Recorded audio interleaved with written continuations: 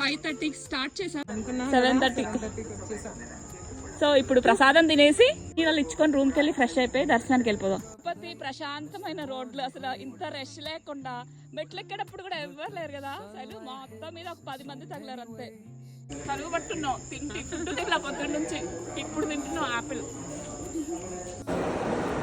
Hi guys, free దర్శనం start అయింది, వెళ్తున్నాము. ఖాళీగా ఉంది. సో ఇప్పుడు టైం ఎంత చెప్పలేదు? 8:45. ఏ టైంకి వస్తామో మళ్ళీ వచ్చి చెప్తాము. See you. ఇలా ఓకేనా?